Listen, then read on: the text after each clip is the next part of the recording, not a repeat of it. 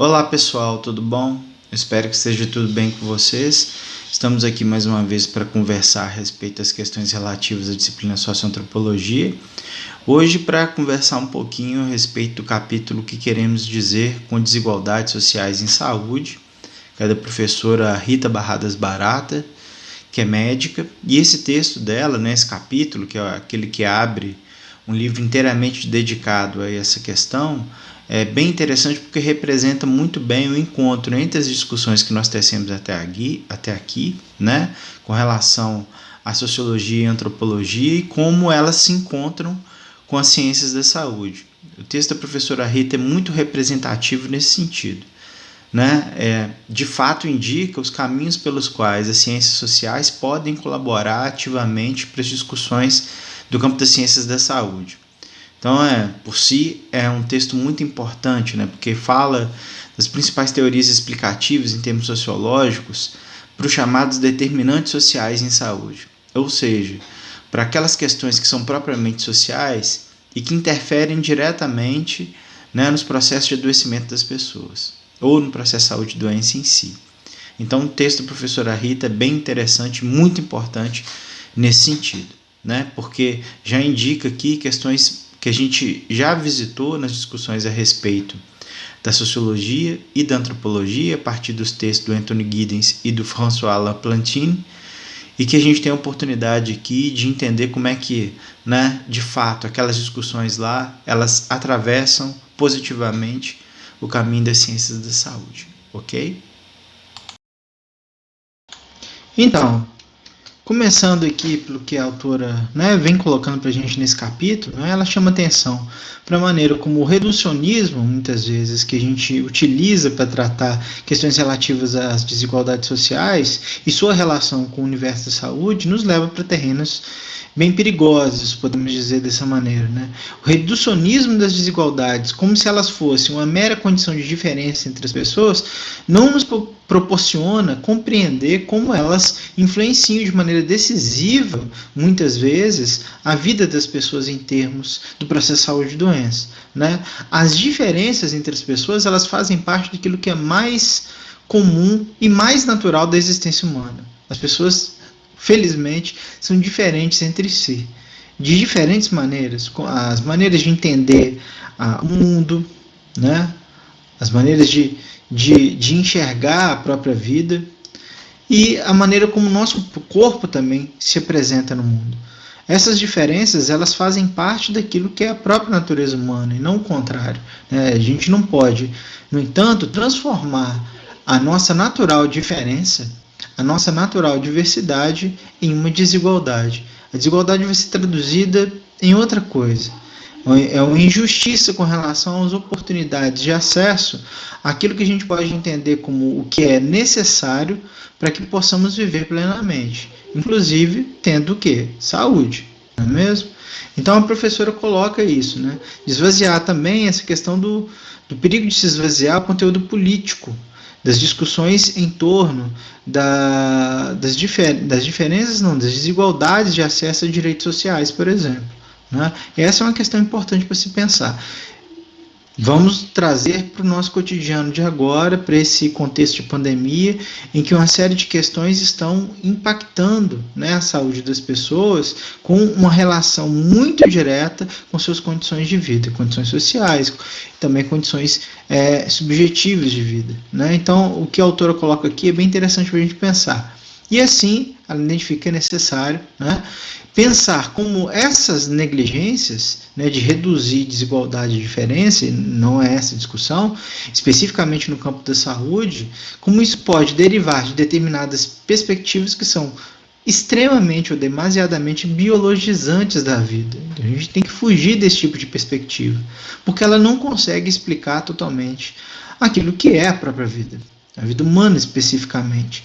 Então, nos textos passados, nós já discutimos um pouco como as tentativas de se biologizar a vida plenamente, elas nos arrastaram para terrenos muitíssimo perigosos, como a da eugenia. Então, aqui mais uma vez, É a oportunidade para a gente seguir pensando, né, na necessidade de levar em consideração outras questões que não apenas essa estritamente do campo biológico, que tem seu lugar, mas que não determinam a vida das pessoas plenamente, né? Ou seja, temos que levar em consideração as questões subjetivas, intersubjetivas, sociais, econômicas, políticas, né, que cercam a vida das pessoas, né? Sem que se analise, né, quando se parte para esse campo da análise meramente biológica, não se analisam a fundo as correlações existentes entre diferentes outros componentes de vida, como acabamos de dizer agora há pouco: economia, gênero, raça, educação, ambiente, dentre tantas outras questões que devem ser levadas em consideração, e tentem sempre pensar naquilo que está acontecendo agora, inclusive com relação ao campo da saúde. E aí, nesse sentido, a autora assim define o conceito de desigualdades sociais em saúde. São as diferenças no estado de saúde entre grupos definidos por suas características sociais, tais como riqueza, educação, ocupação, raça e gênero, raça e etnia, gênero, condições do local de moradia ou trabalho e muitas outras coisas que podemos colocar aí. Todas essas questões influenciam diretamente o tipo de acesso que as pessoas têm ao direito, né, em atendimento em saúde, a compreensão da necessidade do cuidado de si e uma série de outras questões que são importantes para definir os chamados processos de saúde e doença. Não se pode, portanto, confundir diferença com desigualdade, como a gente já mencionou. A diferença faz parte da nossa diversidade natural, a desigualdade não. A desigualdade é produzida por nós. E há diferentes modos de se enxergar essa desigualdade. Muitas vezes a gente pensa na desigualdade apenas como um componente econômico ou socioeconômico, mas as assimetrias elas podem ultrapassar, inclusive, essa referência que é a referência econômica. Né? A gente tem assimetrias de poder que não são apenas essas definidas pelo poder financeiro, mas outras que são definidas por questões que não necessariamente dependem das condições financeiras, mas que podem também ter alguma relação com elas. Ou a gente pode, né, pontuar que são questões relativas à oportunidade de se manter sadio, pensando especificamente no universo da saúde. Essas oportunidades de se manter sadio vão variar de acordo com a posição social, com o lugar que ocupa a pessoa em uma determinada realidade, né? Quanto mais desigual a experiência dessa pessoa nessa realidade na qual vive, menor será provavelmente a sua oportunidade de se manter sadio, inclusive em termos de compreender a necessidade de tomar determinados cuidados para si ou consigo, para que se mantenha saudável. Então, ela vai, né, caminhando no sentido de indicar que a discussão em torno das desigualdades não é uma novidade, ela vem de bastante tempo. Podemos colocar fortemente os séculos XVIII e XIX como talvez os nascedores desse tipo de discussão, que se amplia a partir do século XIX por uma série de questões, especialmente aquelas que são decorrentes das contradições do avanço do capitalismo internacionalmente, no momento que o capitalismo industrial, sobretudo, avança, pós-revolução industrial, ali na segunda metade do século XVIII, que tem suas consequências mais evidentes no século XIX e atinge o seu ápice no século XX. Então, essas contradições, obviamente, vão impactar a saúde das pessoas, né, que muitas vezes não têm seus direitos assegurados neste sentido, de garantir a elas a possibilidade de cuidado em relação à saúde.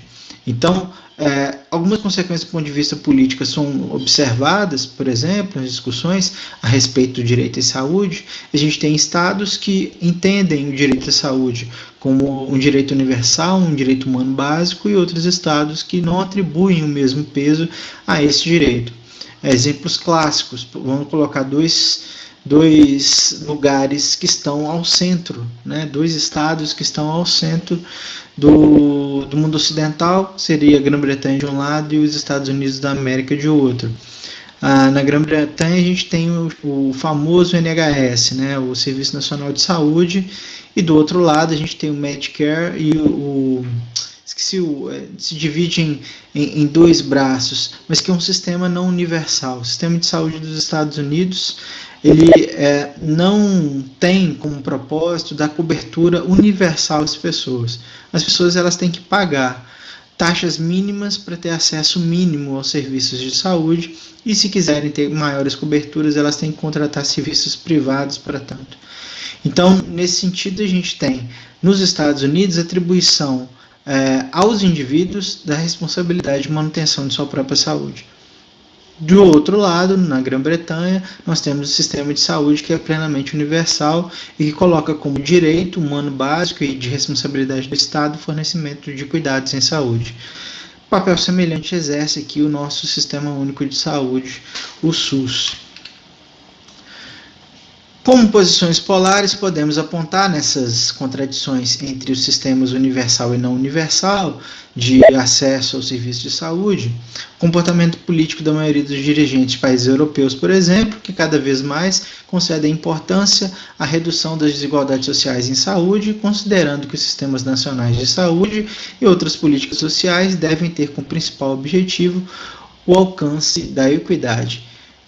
Pontuemos algo importante aqui. Equidade não é a mesma coisa de igualdade. É muito confundido, comumente confundido, os dois conceitos. Equidade é quando eu reconheço as diferenças entre as pessoas, né, inclusive diferenças traduzidas em desigualdades, infelizmente, e que eu preciso dar proporcionalmente mais atenção àquelas pessoas que tiveram menos oportunidade, para que elas possam, de fato, se equilibrar.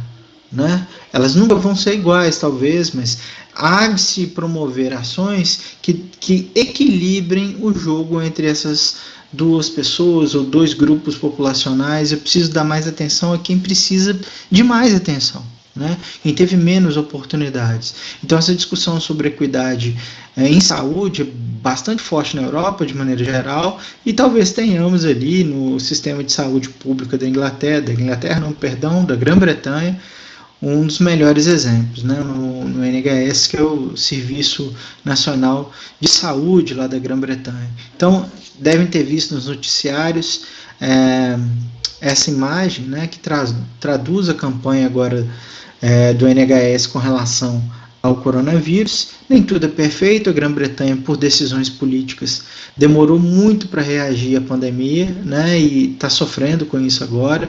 Mas notem, em todas as conferências, entrevistas, etc., que as autoridades públicas têm proferido, têm participado na Inglaterra, que chegam até o noticiário, o NHS é destacado, né? Tanto que aí nessa imagem está escrito Protect the NHS, né? Proteja o sistema público de saúde. Cuide do sistema público de saúde ficando em casa. Então, o ficar em casa também, né? O afastamento social, a quarentena, que é tão discutida hoje, tão fortemente, às vezes violentamente discutida, é algo para a gente pensar em como questões sociais influenciam diretamente as questões relativas à saúde. Pessoas que precisam trabalhar, setores que precisam produzir, etc, etc, mas que tem que se haver com a necessidade das pessoas preservarem a própria vida, né? E uma das maneiras de se preservar a própria vida, inclusive preservando os sistemas públicos de saúde. Então, esse apelo do NHS, na verdade do governo britânico, diz muito com relação a isso, né? E para pontuar outra coisa, o sistema de saúde público já ia falar Inglaterra de novo, na Grã-Bretanha, é um orgulho nacional. É um orgulho britânico, o NHS, né? Ele tem 72 anos, esse sistema, e é um dos pontos de inspiração para a criação do SUS no Brasil, inclusive. De outro lado, né, os governos norte-americanos não consideram que esta seja uma questão relevante para o Estado. Mais uma vez podemos pensar no exemplo do agora, né? O sistema público de saúde não existe nos termos do NHS nos Estados Unidos. Isso tem causado uma série de problemas para as pessoas que têm, infelizmente, contraído a Covid-19, o coronavírus, o novo coronavírus, né? Tem chegado sempre no noticiário imagens do colapso do sistema de saúde da cidade de Nova York, por exemplo, ou do próprio estado de Nova York, né? que são bem significativas. Outros dados também têm sido destacados, como o número de pessoas mais pobres, negras, latinas, né, estão em número muito maior entre os mortos do que os outros, ou seja, as pessoas que não têm recursos financeiros abundantes para correr até o sistema de saúde vigente naquele lugar. Na perspectiva daquele estado, o direito à saúde é algo intrinsecamente relacionado às capacidades individuais, estilo de comportamento e possibilidade de pagar os serviços apropriados. Não há um sistema 100% público universal, há um debate sobre a cobertura mínima custeada pelo Estado, por exemplo, a partir dos dois braços que tem intervenção de recursos estatais e que foram aumentados a partir de 2010 com o chamado Obamacare, né? E que, enfim, é objeto de disputa política nos Estados Unidos até hoje. O que está acontecendo agora, durante a pandemia, está despertando um novo debate a respeito da natureza desse sistema de saúde, chamando atenção para a necessidade de universalização de acesso, né? Então, aí algumas imagens das pessoas se manifestando com relação a esse aumento da responsabilização estatal com relação a uma pequena parte ainda do serviço de saúde dos Estados Unidos. Via de regra, as pessoas elas têm que pagar, né, por um seguro mínimo, né, o Estado não dá cobertura. As pessoas que estão fora dessa cobertura mínima, se precisarem digamos assim, de procedimentos que sejam mais complexos, elas vão ter contas caras a pagar, né? Infelizmente. No Brasil, a Constituição de 88 decidiu que a saúde é um direito de todos, universalizou esse direito e esse acesso sem barreiras é uma das marcas do SUS. Tenha problemas ou não, ele é uma conquista inegável em termos de direitos sociais, né? Antes do SUS existir, o acesso a esse tipo de serviço público era bastante limitado no Brasil. Só as pessoas, por exemplo, que pagavam a Previdência Social tinham direito a ir até o sistema público de saúde, né? Onde não existisse, por exemplo, esse tipo de cobertura, porque a pessoa não pagava, porque o serviço não era presente ali no lugar onde vivia, ela tinha que socorrer a entidades filantrópicas. Isso colocava milhões de pessoas fora do sistema. Hoje, todas as pessoas, indistintamente, elas estão dentro do sistema, né? Elas podem ser atendidas por ele. Aliás, elas devem ser atendidas por ele, né? Essa previsão constitucional definiu a saúde através de um conceito amplo, que inclui os seus principais determinantes e apontou em linhas gerais os princípios que o Sistema Nacional de Saúde deveria ter. Universalidade, integralidade e equidade são o tripé sustentador do nosso Sistema Único de Saúde. Ele é universal, portanto ele é aberto a todas as pessoas, indistintamente, sem barreiras. A integralidade diz respeito à atenção integral à vida das pessoas e todos os determinantes que podem, de fato, afetar a manutenção da sua saúde, né, da sua plenitude nesse sentido. E a equidade de dar mais atenção àqueles grupos populacionais que precisam de mais atenção em detrimento de outros que tiveram mais oportunidades. Com o desenvolvimento, inclusive, de políticas de saúde integral relacionadas a grupos populacionais específicos, tais como população LGBT, população negra, indígena, mulheres, né? De mulheres dos anos 80, a mais antiga política de saúde integral, prevendo um tratamento equânime para um grupo populacional. Então, são discussões importantes que o SUS faz, assim como outros serviços de saúde espalhados pelo mundo, né? A universalidade é uma das questões centrais no debate de hoje, né? Aí a gente tem o nosso SUS, que deve ser preservado, devemos lutar por ele. As discussões em torno da temática surgiram do acirramento das desigualdades, como eu já falei, especialmente por conta dos efeitos da Revolução Industrial e da internacionalização do capitalismo, das mudanças tecnológicas bruscas, que muitas vezes fazem com que os benefícios dessas mudanças demorem a chegar ou os encareça demasiadamente. Há uma contradição entre os valores de igualdade, fraternidade e liberdade desde a Revolução Francesa e os efeitos, né, das transformações socioeconômicas que ocorreram no mundo ocidental, especificamente, que se espalham por outros cantos desse mundo. ao longo do tempo e que alcançam muitas vezes níveis que dificultam de fato, de uma maneira muito violenta, que a manutenção de uma boa saúde por parte das pessoas, porque afeta o meio ambiente, porque afeta diretamente a estrutura social, enfim, de todas as maneiras que possamos imaginar. Em todas as sociedades, as situações de risco, né, os comportamentos relacionados à saúde, o estado de saúde físico e mental tendem a variar entre os grupos que a compõem. Entender essas variações e as razões dessas variações é algo muito importante para conseguir compreender a dinâmica dos processos de saúde e doença.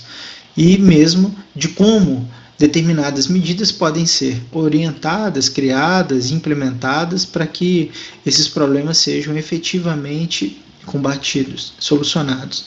Há um perigo de sempre haver uma simplificação no entendimento desses processos, né? Por exemplo, culpando os indivíduos por sua própria saúde, individualizando processos que podem ser um reflexo de contextos sociais mais amplos, né?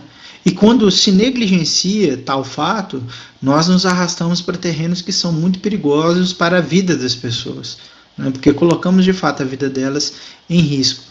Essas explicações se fragilizam na pertinência da desigualdade de saúde em países, por exemplo, que têm bons sistemas de saúde ou que têm PIBs altos.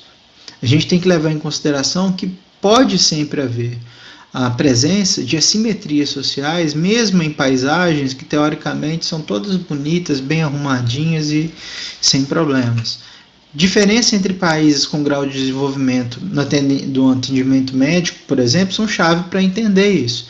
A gente tem lugares que têm uma economia estável, etc., mas que muitas vezes há desigualdades persistentes, inclusive no acesso à saúde, né?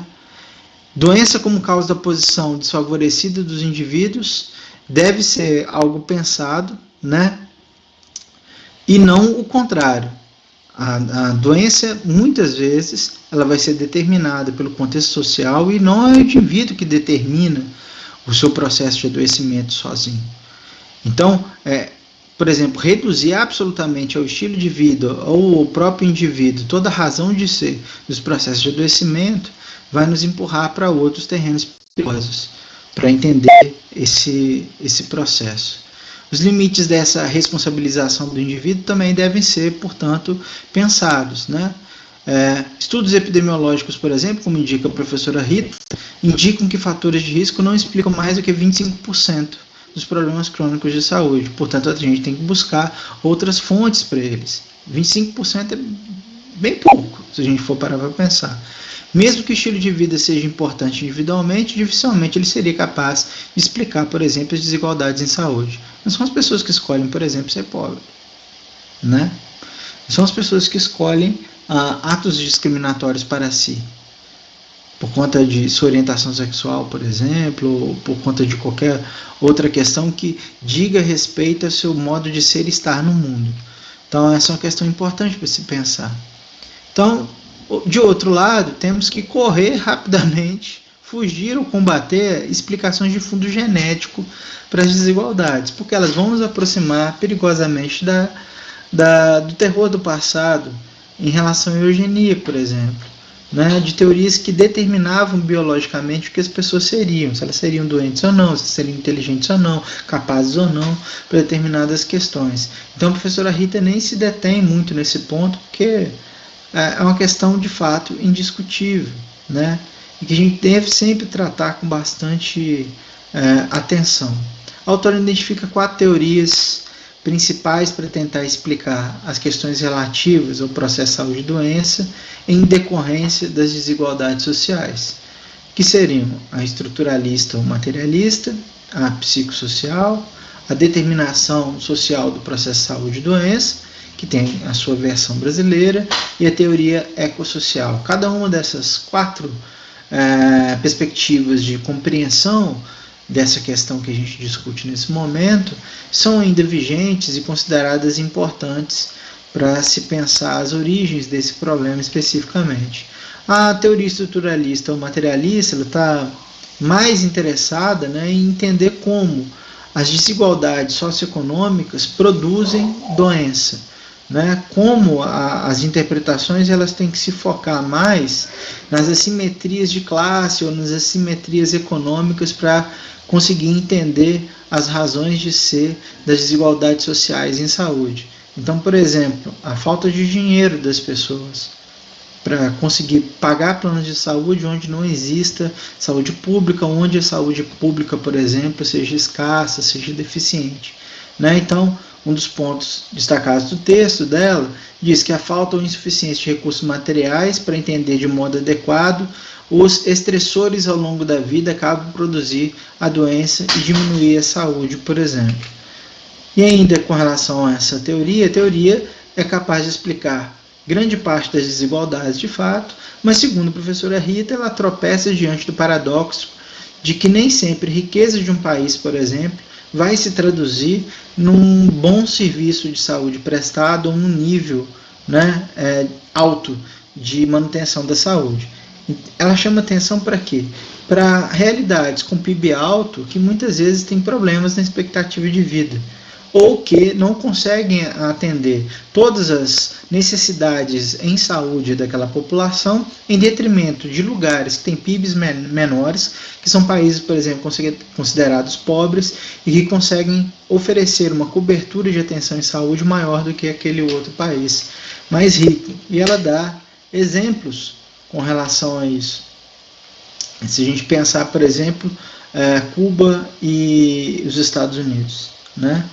Em termos de expectativa de vida, em termos também de atenção que o Estado dá para o serviço de saúde, sendo que são dois países com realidades econômicas e políticas absolutamente diferentes.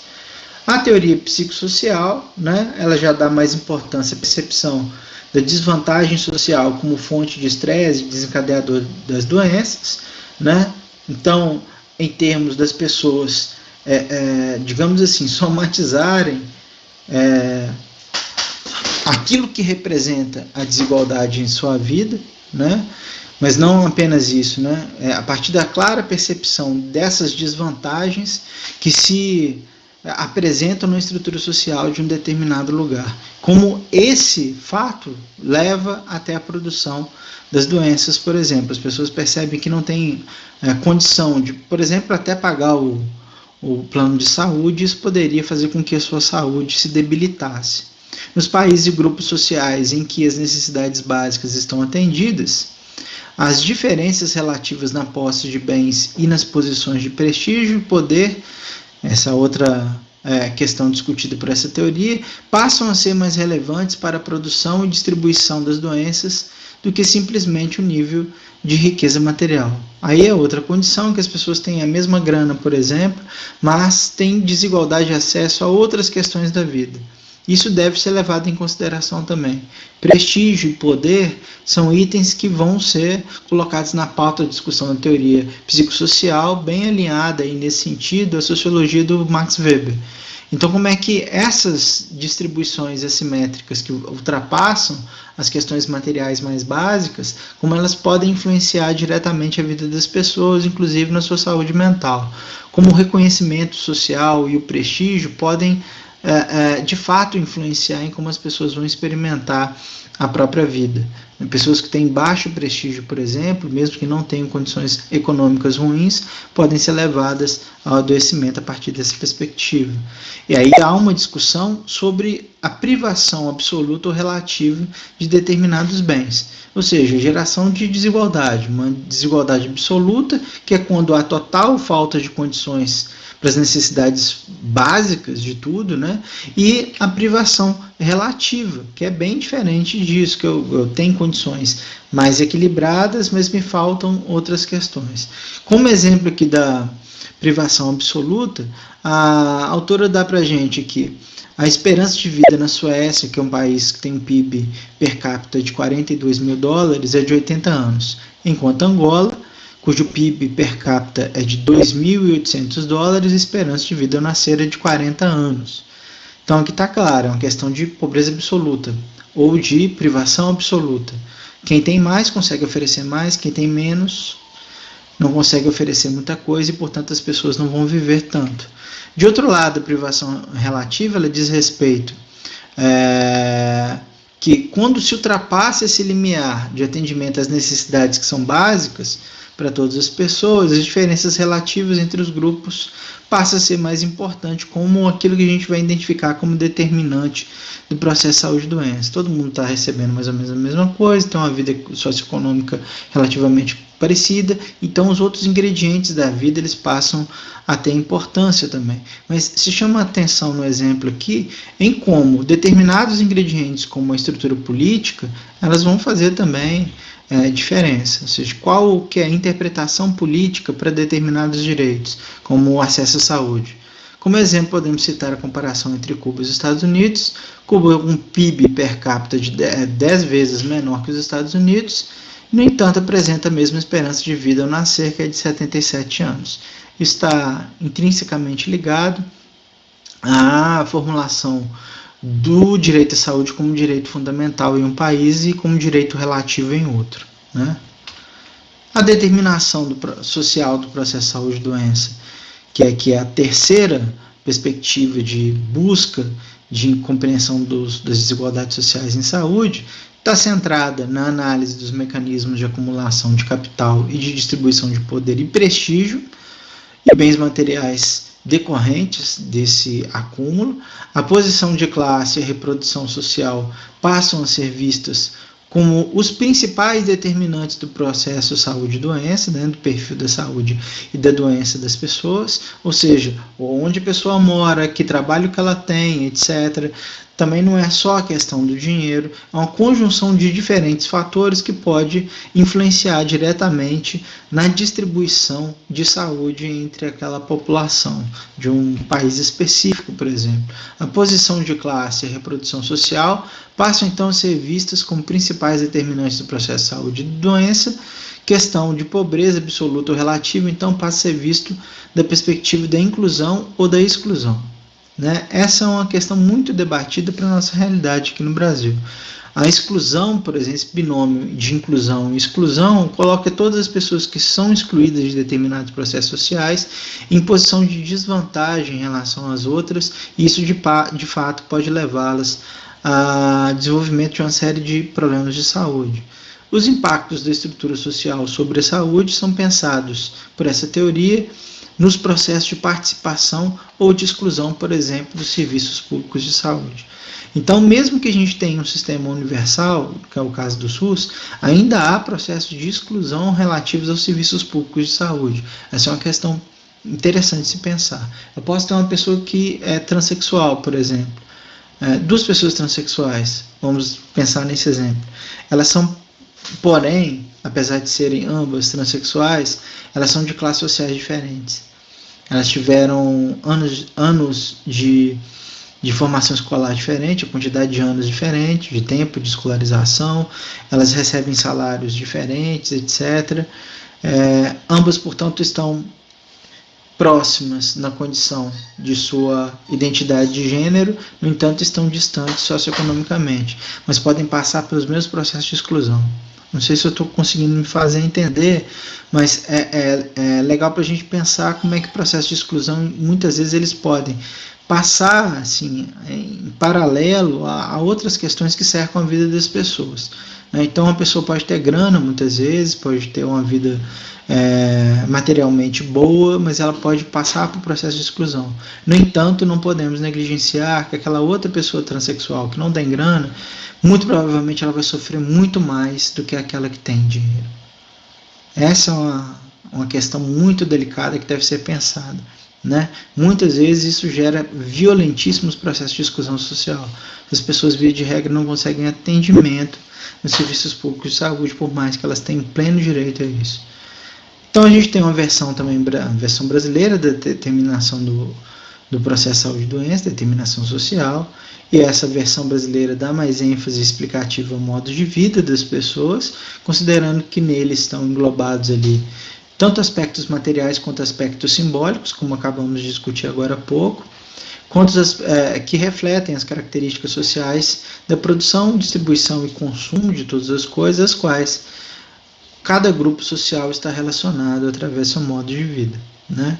É complexo, se a gente for para pensar, O conceito de modo de vida, nesse caso, reúne em um mesmo marco teórico as condições coletivas dos grupos e os comportamentos dos indivíduos que compõem esses mesmos grupos, né?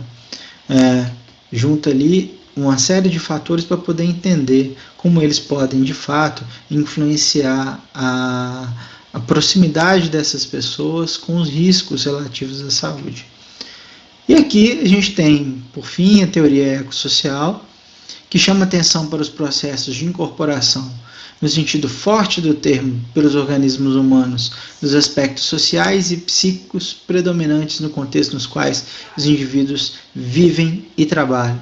É um pouco parecido com com a teoria anterior, porém um pouco mais ampla. Leve em consideração que não há cisão entre o ambiente, por exemplo,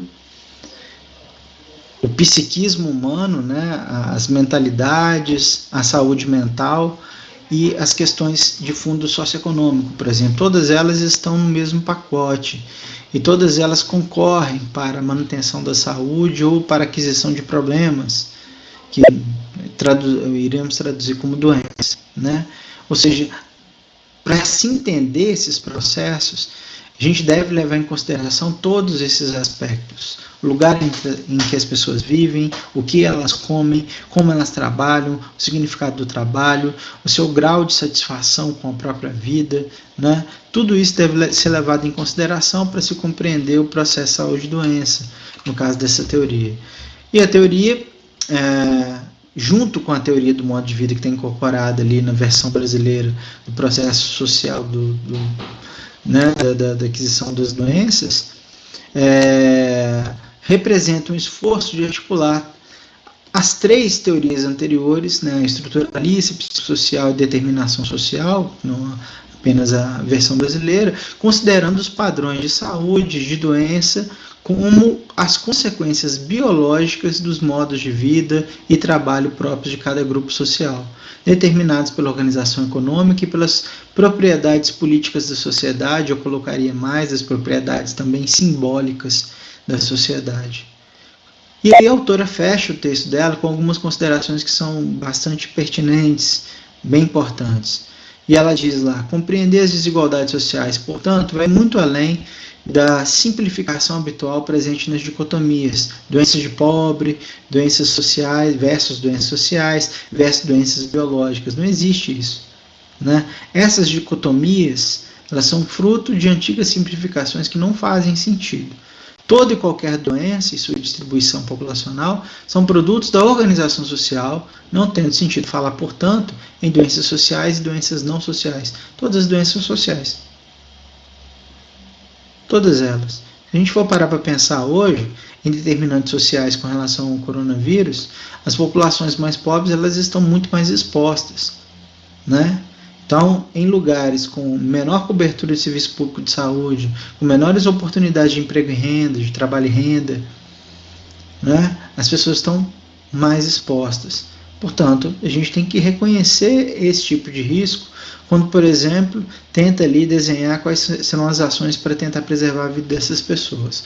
As desigualdades no estado de saúde estão, de modo geral, fortemente atreladas à organização social e tendem a refletir o grau de iniquidade existente em cada sociedade. O acesso e a utilização de serviços refletem também essas diferenças, mas podem assumir feições diversas, dependendo da forma de organização dos sistemas de saúde, especificamente.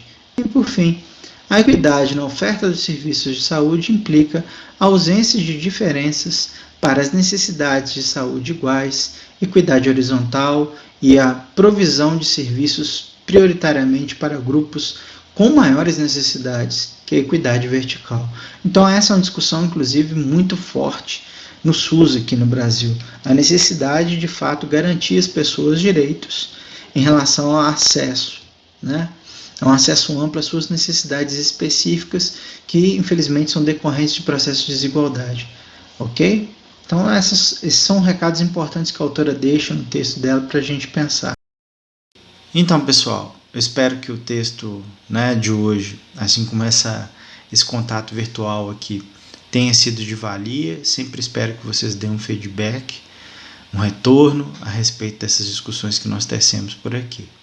No mais, espero que continue se cuidando e que em tempo breve a gente não tenha encontro apenas virtual mais, a gente possa se reaproximar de maneira física. Um grande abraço para todo mundo, mais uma vez, cuidem-se. Tchau, tchau.